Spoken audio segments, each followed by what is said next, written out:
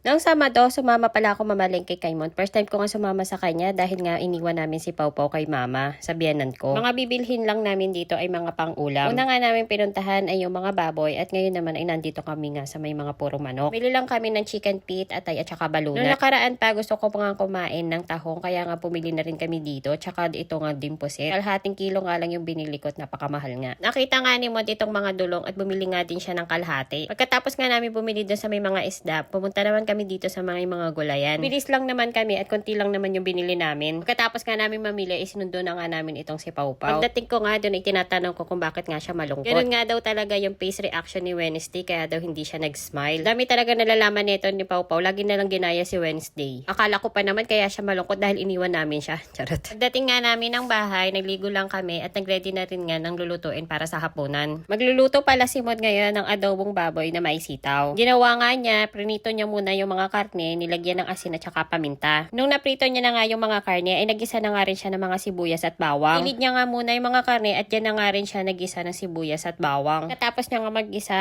nagdagdag na nga rin siya ng toyo at saka konting suka. Inintay niya nga munang makuluan, saka siya nagdagdag nga ng tubig. Takpan niya na nga muna at para nga makuluan at maluto nga ito ng mabilis. Nung malambot na nga din yung mga karne, sinunod niya na nga ding ilagay itong mga sitaw. Inalo-halo niya nga muna para nga umilalim yung mga sitaw at tinakpan niya na nga lang ulit. Nung naluto na nga yung mga sitaw, ay nagdagdag na nga rin si Mod ng oyster sauce. Inalo niya nga ng ayos para magpantay naman ng lasa nung nilagay niya nga ang oyster sauce. Pinakuloan pa nga namin ulit ng ilang pang minuto at ready na nga yung aming adobong sitaw. Inilipat ko na nga din siya sa lalagyan at nag-ready na nga din para nga kumain. Magaling at masarap palang magluto yung asawa ko. Dati talaga siya lagi ngayon nagluluto ng pagkain namin. Kaya naman, thank you Lord for all the blessings. Paano friends, tara kain tayo. Kinabukasan Sunday, sumimba ulit kami dito nga sa Peace Bellevue, Alabang. Weeks nga din kami na hindi naka-attend ng simba dito, kaya naman excited nga si Pau Pau na makapunta ulit. At ayan nga, pagkatapos nga ng mass, magi-start naman agad ng worship. At ito nga rin yung gustong-gustong part ni Pau Pau. After nga ng worship, pagtotalk na nga si Brother Arun. After nga ng talk, meron naman mga announcement, then welcome nga yung mga first timer. Na pag-pray din nila, ganon. Sa pagbibigay nga ng offering or tithes, ilalagay mo nga dyan sa sobre. So nakasanayan na nga din ni Pau Pau na magsusulat nga dyan siya at lalagyan niya nga ng I love you Lord, ganon. After nga nun ay ipapag-pray nga ulit, kaya naman ito nga si Pau Pau excited nga. Kataas na nga agad ang kamay na hindi pa nga nagsisimula. After nga namin sumimba, dumiretso naman kami dito sa Festival Mall para dito na nga kami mag-lunch. Halos alauna na nga natatapos yung talk, kaya naman diretso na nga kami agad dito sa kainan. Tinanong nga namin si Pau Pau kung anong gusto niyang kainin at gusto nga daw niya ulit nga mag-ramen. Sakto naman, paborito nga din ito ni Mon, kaya nga dito na lang kami kumain. Ganito pa namang lunch dito nga sa Festival Mall, lahat nga ng kainan ay punong-puno. Dito na nga lang din kami kumain sa labas para nga makakain na agad si Pau Pau at nagugutom na nga daw siya. Diyan naman sa ramen ni Pau Pau, kinuha ko lang yung egg at saka yung pork. Inalisan din namin ng sabaw para nga yung noodles lang din yung makain ni Pau Pau. Pigilan na nga ni dati niya at may paghigo pa nga sa bowl. Pag-uwi naman namin, ang hingi naman ito si Pau Pau ng dragon fruit. Alam ko kaya talaga gusto niya din yan dahil gusto niya lang magka-lipstick siya. Tuwan-tuwa kasi siya pag namumula na nga yung lips niya.